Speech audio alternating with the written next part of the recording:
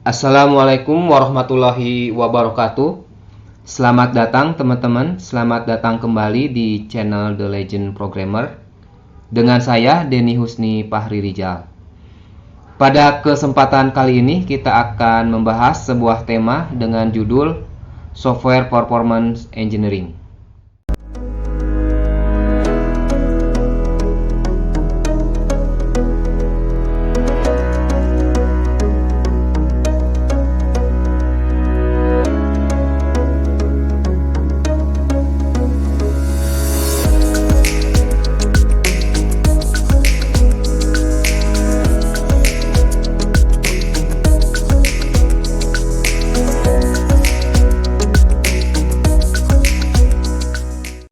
Software Performance Engineering adalah pendekatan kuantitatif sistematis dalam pengembangan sebuah software yang hemat biaya sehingga memenuhi persyaratan performance atau kinerja. SPE ini adalah pendekatan yang berorientasi pada pembuatan software yang berfokus pada arsitektur, desain, dan pemilihan cara implementasi. SPE memberikan kita informasi yang kita butuhkan untuk membangun sebuah software yang memenuhi persyaratan kinerja, tepat waktu, dan sesuai dengan anggaran.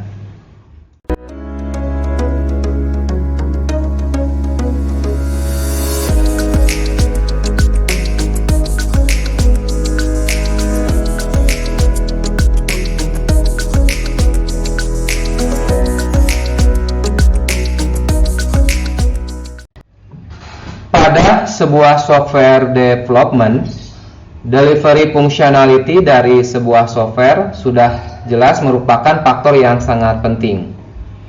Selain delivery functionality ini, ketepatan waktu rilis di production merupakan salah satu faktor yang penting pula dan merupakan salah satu parameter sukses atau tidaknya sebuah software dibuat.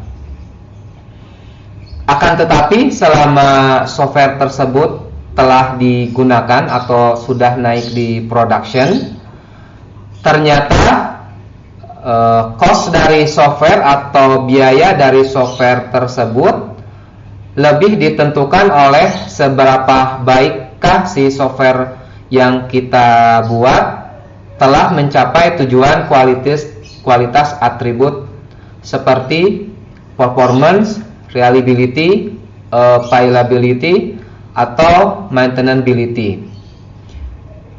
Sehingga dengan demikian atribut-atribut kualitas tadi lebih berpengaruh dibandingkan dari segi hal functionality atau dari time delivery.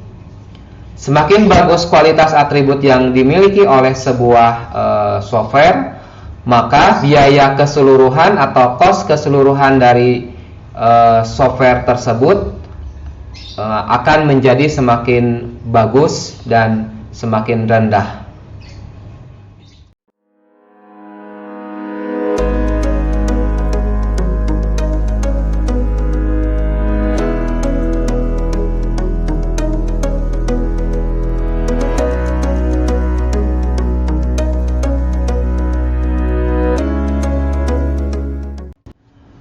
Bayangkan apabila kita dapat mendeliver sebuah software tepat waktu, lalu anggaran yang kita rencanakan juga sangat sesuai, dan syarat performance yang diinginkan juga bisa terpenuhi.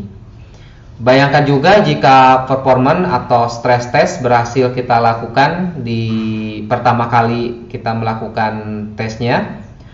Dan bayangkan juga apabila ramalan akan kapasitas hardware yang akan kita gunakan ternyata memang tepat ketika kita deploy di production. Nah, apabila hal ini memang dapat tercapai dan terlaksana, saya kira hal ini merupakan suatu pencapaian yang sangat bagus dan saya rasa kita akan mendapatkan penghargaan yang sangat tinggi, baik itu dari tim, dari perusahaan, bahkan mungkin istilahnya itu kepuasan dari diri sendiri karena kita dapat mendeliver software dengan kualitas atribut yang diinginkan sejak awal software tersebut rilis di production.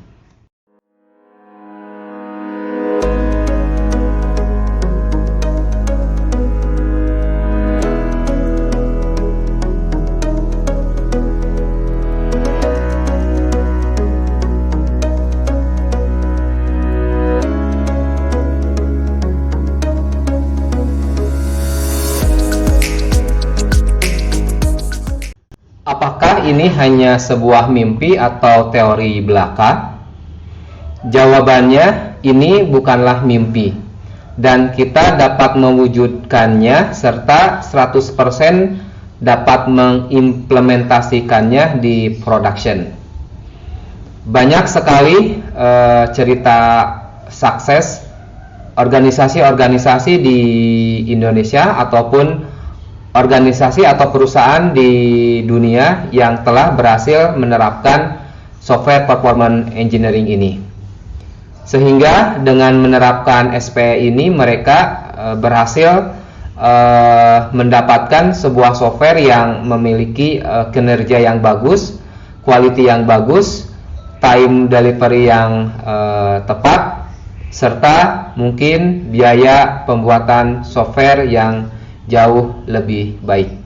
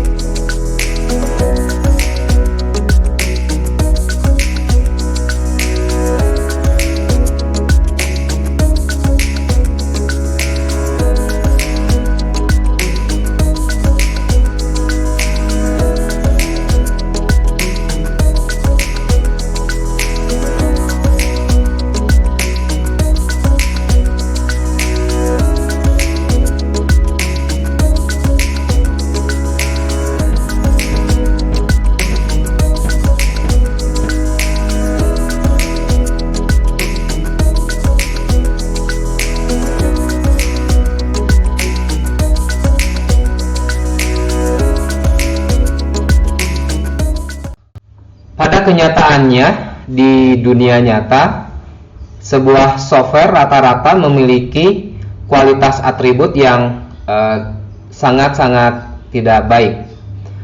Software yang dibuat memiliki performance yang sangat rendah, reliability yang tidak stabil, tingkat availability yang bisa kita sebutkan sering down, serta maintenance ability sangat susah.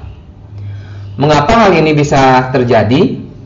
Rata-rata ternyata para pengembang software itu lebih memilih time delivery daripada kualitas atribut yang telah tadi disebutkan. Mereka fokus kepada ketepatan waktu, bahkan mungkin ingin secepat-cepatnya software tersebut rilis tanpa memikirkan quality dari software yang dibuat.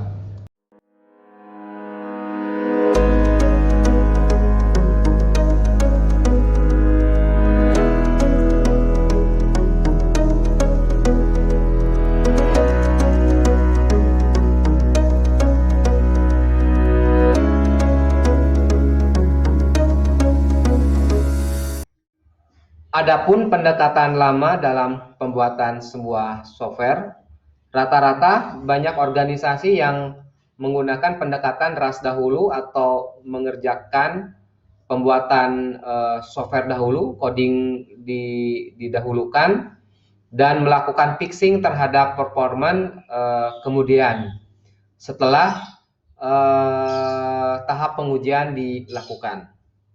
Masalah kinerja yang terdeteksi kemudian diperbaiki dengan cara menambahkan perangkat keras tambahan ataupun melakukan penyetelan terhadap perangkat lunak. Dalam hal ini mungkin konfigurasi dari software yang biasanya di tuning atau di setup dalam mode krisis, ataupun mungkin ya melakukan kedua-duanya, baik itu penambahan perangkat keras ataupun tuning konfigurasi pada software yang mereka buat. Selain pendekatan software development tadi yang mereka sering lakukan, ternyata dalam kehidupan nyata didukung pula oleh beberapa mitos yang salah atau beberapa anggapan umum yang dianggap bahwa hal tersebut benar adanya. Satu, banyak yang menganggap bahwa masalah performance ini jarang terjadi di production. Kedua, banyak yang beranggapan bahwa hardware itu banyak, mudah didapatkan, murah, dan bisa membantu meningkatkan performance mereka. Ketiga, ada anggapan bahwa pembuatan responsive software itu terlalu mahal. Keempat, mereka beranggapan bahwa tuning permasalahan itu bisa dilakukan nanti dan fixing bug itu sangatlah murah. Lalu yang terakhir dari mitos-mitos yang salah ini, bahwa mereka beranggapan bahwa security issue itu jarang terjadi di production.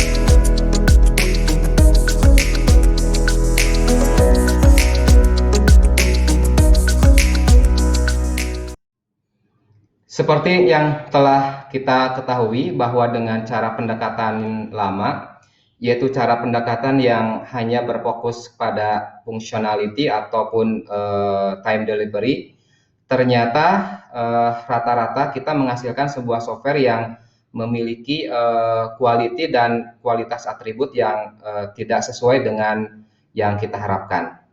Nah, solusi yang ditawarkan atau solusi yang dapat kita gunakan yaitu dengan menggunakan pendekatan baru yang tadi di awal telah disinggung, yaitu dengan cara software performance engineering. Nah, software performance engineering ini atau dikenal dengan SPE adalah suatu pendekatan pembuatan software yang memang bukan hanya berfokus pada tepatnya fungsional dari software yang dibuat atau dari tepatnya waktu delivery, tetapi SPE ini lebih kepada bagaimana fokus kita membuat sebuah software dengan memperhatikan arsitekturnya seperti apa, dengan memperhatikan desain dan memilih cara implementasi terbaik yang bisa kita gunakan. Nah, dalam SPE ini terdapat beberapa fase yang harus kita lalui atau kita jalani. Mulai dari fase awal, yaitu fase planning pembuatan sebuah software. Nah, di fase awal ini kita akan banyak menggunakan metode kuantitatif untuk kita bisa melakukan identifikasi terhadap arsitektur software yang akan kita gunakan. Jadi arsitektur mana yang dirasa memang memenuhi dan cocok terhadap syarat kinerja yang harus kita penuhi, serta arsitektur mana yang harus kita tidak gunakan, ya berhubungan dengan target kinerja yang akan kita capai. Fase selanjutnya setelah fase awal planning yaitu kita masuk ke fase pembuatan dokumentasi teknis yang berisi mengenai desain dan analisis dari software yang akan kita buat. Nah, di sini memerlukan waktu yang cukup sangat panjang, dan ini merupakan satu bagian dari software development life cycle yang benar-benar perlu kita perhatikan. Karena di dokumen teknis inilah semua yang akan kita lakukan di tahap pengkodean harus sudah kita tuliskan secara terperinci semua halnya. Semakin detail kita membahas di dalam dokumentasi teknis ini, maka semakin mudah proses pembuatan kode yang akan kita kerjakan. Setelah dokumen teknis yang tadi kita buat selesai dan kita mendapatkan persetujuan dari beberapa stakeholder yang terkait dan terlibat, maka kita akan masuk ke dalam proses pembuatan kode. Nah, di dalam proses pembuatan kode kita bisa menggunakan metodologi seperti Scrum yang akan membantu penggunaan SPE ini menjadi lebih baik.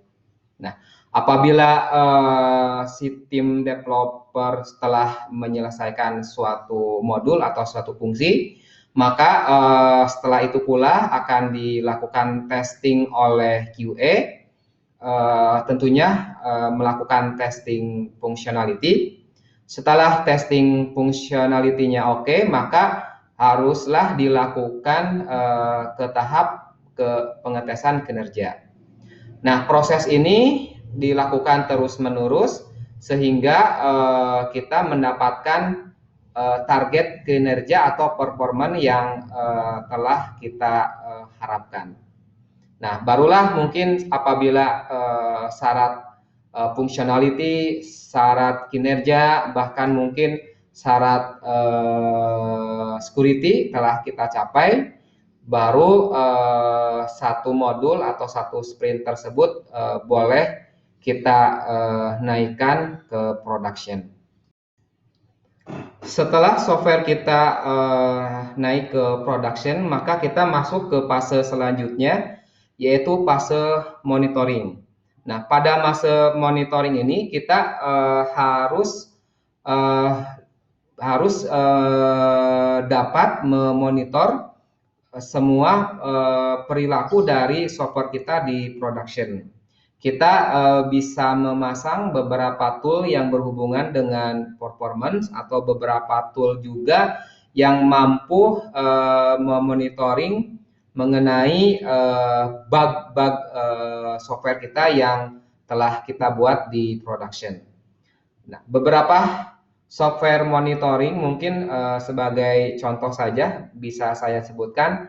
Salah satunya kita bisa menggunakan tool monitoring seperti Datadog, New Relic, ataupun mungkin tool-tool open source seperti Grafana ataupun ILK ya, Elasticsearch, Logstash dengan Kibana. Nah, dengan demikian apabila kita memiliki tool untuk monitoring, kita dapat melakukan perbaikan apabila memang kita mengetahui istilahnya mungkin suatu event terjadi kesalahan atau bug di production, ataupun mungkin mengetahui penurunan kinerja yang mungkin saja masih terjadi di production. Selanjutnya, apabila kita simpulkan dari pembahasan mengenai software performance engineering ini, ternyata selama proses development menggunakan pendekatan software performance engineering ini, terdapat beberapa metode yang harus kita lakukan. Nah, metode-metode tersebut salah satunya meliputi satu, pengumpulan data kinerja. Kedua, teknik analisis terhadap data kinerja yang telah kita kumpulkan. Lalu juga kita harus melakukan strategi prediksi mengenai bagaimana performance terjadi di production terhadap software kita. Nah, strategi ini bisa kita lakukan apabila kita telah melakukan pengumpulan data dan telah melakukan testing mengenai performance dari aplikasi kita. Nah, beberapa metode lainnya, salah satunya yang terpenting yaitu kita harus menentukan juga faktor-faktor penentu keberhasilan. Lalu kita juga harus menentukan prinsip ataupun mungkin pola-pola atau pattern-pattern yang harus kita gunakan dan pattern-pattern yang harus kita tinggalkan atau kita jauhkan. Nah, apabila kita rangkum dalam sebuah diagram, maka SDLC pada software performance engineering ini seperti diagram yang ada di sebelah kanan. Jadi prosesnya hampir sama seperti SDLC biasa, tetapi memang di sini kita memasukkan bagian bagaimana si software dilakukan performance test atau disebut sebagai load test.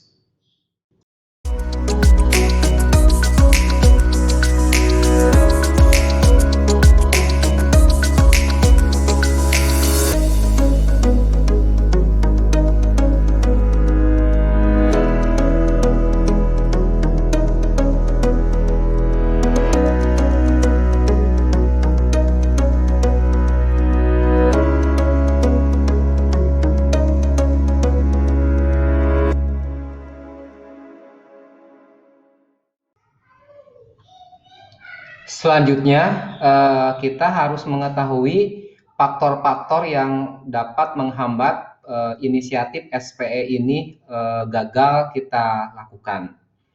Nah, akan sangat berbahaya apabila kita beranggapan ketika kita telah melakukan hiring atau kita telah memperkerjakan para jawara coding, para spesialis arsitektur dan para ahli agile coach akan menjamin penerapan SPE ini dilakukan secara baik dan sistematis. Nah, salah satu caranya kita harus memastikan bahwa penerapan SPE ini ada pada SDLC yang kita jalankan.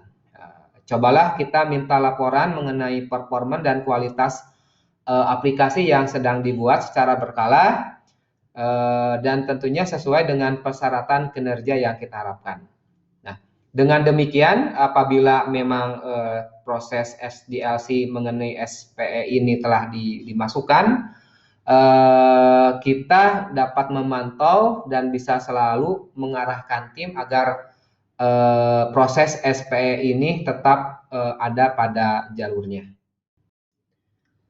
Selanjutnya akan kita bahas satu persatu lebih detail mengenai apa saja yang dapat menghambat penerapan SPE ini sehingga inisiatif SPE ini mengalami kegagalan.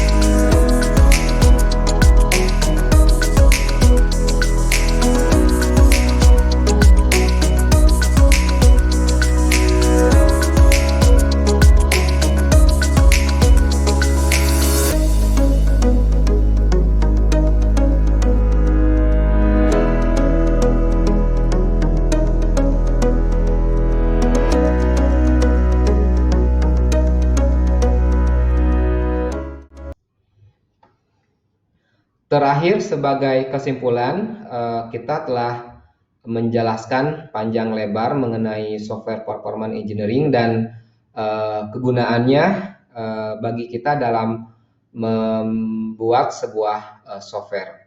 Kita telah mengubah paradigma dari yang awalnya pengelolaan mengenai kinerja suatu software dari pemecahan masalah di production ke praktik yang lebih baik, yaitu kita menanggulangi kinerja ini seawal mungkin kita lakukan pada tahap proses software development. Dengan pendekatan ini diharapkan kita akan menghasilkan dan mendapatkan informasi-informasi sebagai berikut. Satu, arsitek mengetahui bahwa arsitektur yang mereka buat itu telah mendukung persyaratan kinerja sebelum software atau kodenya dibuat. Kedua, para manajer proyek dapat melacak status kinerja saat perangkat lunak tersebut masih dikembangkan. Ketiga, para pakar kinerja juga punya waktu untuk menjalankan stress test atau uji beban tanpa menemui kejutan-kejutan di production. Keempat, risiko untuk mencapai persyaratan kinerja dapat kita identifikasi dan ditangani di awal proses, sehingga bisa menghemat waktu dan dapat menghemat uang. Nah, mengapa ini sangat penting? Karena apabila software kita telah naik ke production dan digunakan oleh user, lalu usernya mengalami kendala mengenai performance, nah ini akan memberikan kemungkinan bahwa si user ini mengalami ketidaksukaan atau mengalami kekecewaan karena performance aplikasi yang kita gunakan sangat kurang baik. Sehingga para user software kita meninggalkan menggunakan software yang telah kita buat. Terakhir, kelima, software yang memenuhi persyaratan kinerja dapat kita delivery tepat waktu dan sesuai anggaran, dan tentunya memenuhi syarat performance atau syarat kinerja yang telah kita tentukan. Sebagai penutup, saya ucapkan terima kasih kepada teman-teman yang telah menyempatkan waktunya. Dan apabila penjelasan kali ini dirasa cukup sangat berguna dan bermanfaat, tolong untuk di-share dan dibagikan ke teman-teman yang lain. Tidak lupa untuk melakukan subscribe channel The Legend Programmer. Akhir kata, saya ucapkan terima kasih. Wassalamualaikum warahmatullahi wabarakatuh.